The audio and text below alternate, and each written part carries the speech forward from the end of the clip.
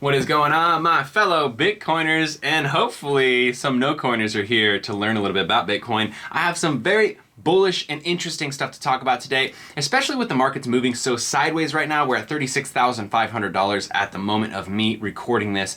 And a lot of people in the Reddits and forums and stuff are saying, oh my gosh, it's so boring right now. The bull run is over. A lot of people are anticipating that's going to go down. A lot of people are putting FUD out there. We've talked about this a lot before on the channel, but today I want to bring up a few things that are very bullish and very interesting, as well as bring you all of the price targets that all of the most important, most talked about people and companies, huge institutions, are mentioning. So I want to bring all that to you today. If you enjoy this kind of content, make sure you subscribe, because I'm gonna bring you all the best Bitcoin information, news and updates that's way better than you're gonna find on the sidebar over there. All right, so let's just jump in to probably the most bullish thing that I want to talk about first.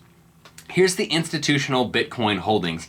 I have a screenshot here, and this is really interesting. So we have Grayscale holds 611,000 Bitcoin right now at $23.6 billion of evaluation. Block One holds 140,000 Bitcoin at $5 billion valuation. MicroStrategy holds 70,000 Bitcoin at $2.54 billion. The reason that's really interesting, exciting, is because MicroStrategy purchased all of their Bitcoin for around $1 billion.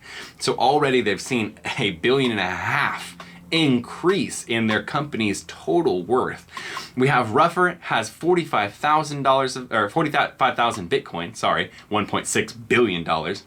Two more. Stone Ridge has 10,889 Bitcoin, which is 392 million. Square has 4,700 Bitcoin at 169 million. Now, there's obviously tons more being held by tons of different institutions. You have PayPal, you have Cash App, you have eToro recently actually just put out an email. This is actually interesting. eToro, which is a big institution for investments, they just put out an email to their clients saying pretty soon they're going to have to shut off the ability to purchase Bitcoin for a short period of time, because they have simply ran out of Bitcoin to offer their clients, meaning that the supply is not there for them to purchase and give their clients Bitcoin without the price going up. So they need to pause for a moment while they wait to acquire more Bitcoin over the counter.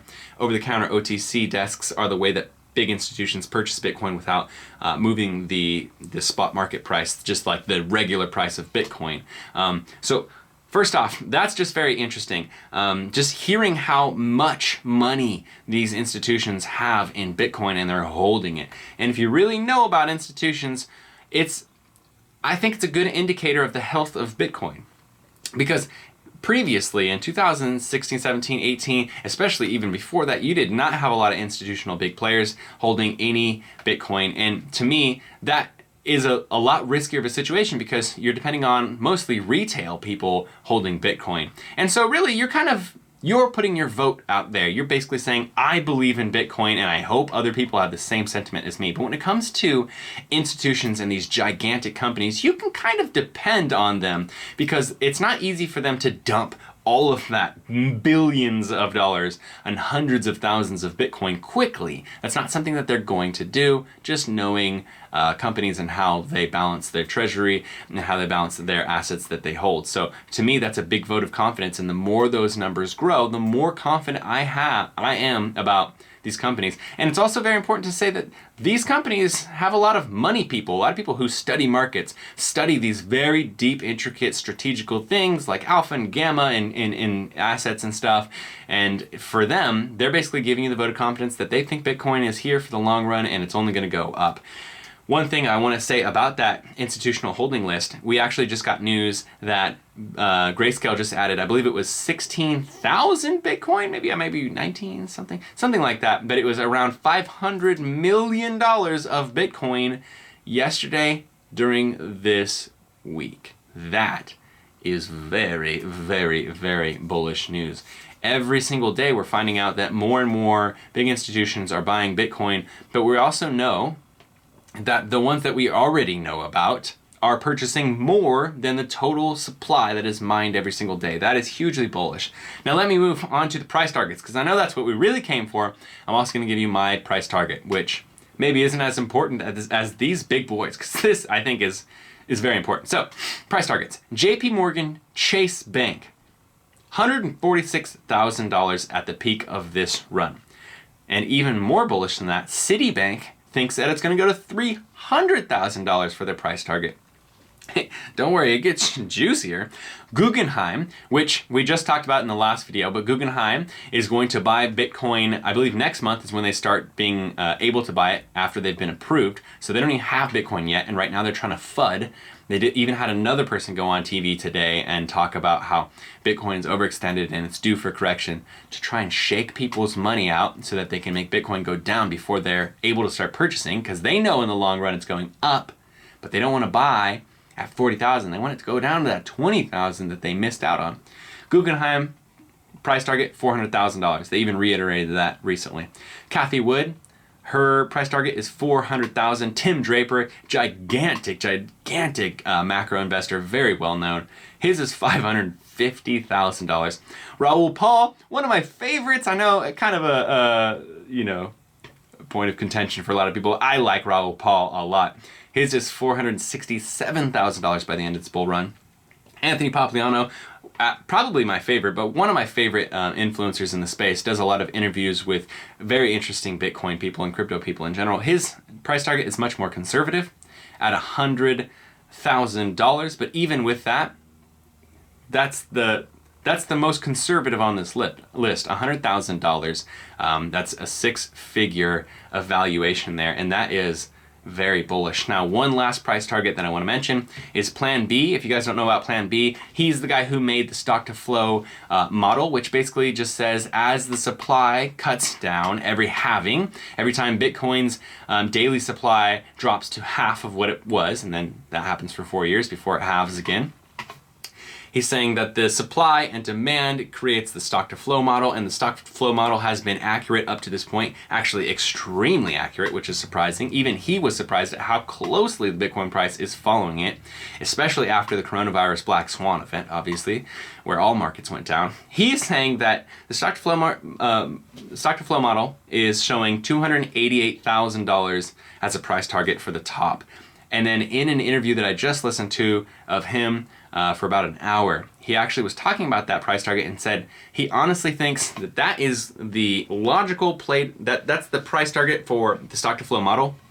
But then he adds, humans, you have to market in that they have emotions, right? And he says that fear and also greed are very powerful motivators for humans, and he says that as we get to 288K, he believes that greed is going to kick in and people are just going to FOMO in even harder. And that price target of 288K, he believes, is pretty conservative and is going to, in his opinion, go to $500,000.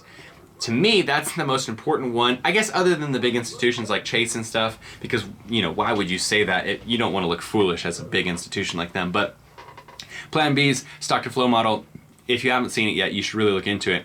It has been very accurate up to this point, and it is an amalgamation. Excuse me, gosh damn, I'm getting excited, I'm burping. It's an amalgamation of a ton of different factors that he is using scientifically and mathematically to come up with these price targets. So for me, it's not a shot in the dark for him. It's not him just being like, I'm going to say something. It's him being someone who's great with, economics and equations and figuring out all this crazy stuff that is beyond me. And for him, those are his price targets. So to me, that is very, very, very bullish. But I wanted to bring this to you today just because I felt like this was very interesting news. I don't feel like a lot of people are talking about this, and it's also very hard to get all the price targets and put them into one video and have them in one place. So I would have liked to heard this today, and I haven't heard it anywhere on Crypto Universe. So I thought I would bring it to you guys. And that's it for this video. Just a little bit of Bitcoin hopium for me. Obviously, this is not financial advice. I'm just telling you my opinion and bringing you the news. But for me, I am not scared at all. I have diamond hands. I am not only holding the Bitcoin I've had for a very long time, for over 3-4 years now. I'm holding it and planning to hold on it forever. But I'm also adding to my position because I truly think that right now, markets might be a little boring. They might not be shooting up like they did in the last couple of weeks, right? but we needed to cool off a little bit. We needed to consolidate, go sideways, maybe even a little bit down so that we can build support here. And I think in the long run, it's actually more healthy. And for me, it is a lot easier for me to believe that it's going to hit these prices if we aren't just shooting to 80K in 2 weeks and then shooting down to 40K and then maybe shooting down to 17K and then shooting up to 40K and then shooting down to 8K. I don't want huge movements. I want it to be nice and consistent. Move up, shoot up, and then sit there and then build support and then shoot up a little bit and then sit there. I want this bull run to be a long-term thing. I'm patient. I got diamond hands. I'm not going anywhere. I hope you guys have a similar mindset. But hey, I'm just bringing you the news. I hope you guys enjoy this. If you want more Bitcoin videos, give me a thumbs up. It helps me know that you're enjoying this. It gets it out to more people. Leave me a comment below. Let me know what you think. I want to hear what your price target is by the end of this bull run and also by the end of this year. Oh, that reminds me, I didn't tell you my price target. My price target by the end of this year is 6 figures. I do believe that Bitcoin will be past $100,000 by the end of this year. It's really hard to say exactly where past 100,000 it's going to be by the end of this year, but I think that the bull run will not end at the end of this year. I think it will be sometime in 2022.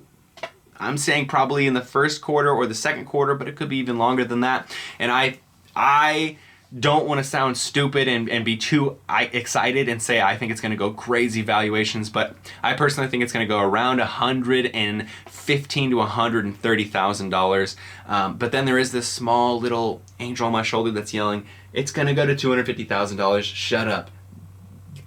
YOLO. So, I don't know. There's my price targets. I hope you guys enjoyed this video. I will see you very soon. And keep on hodling. I'll see you guys soon.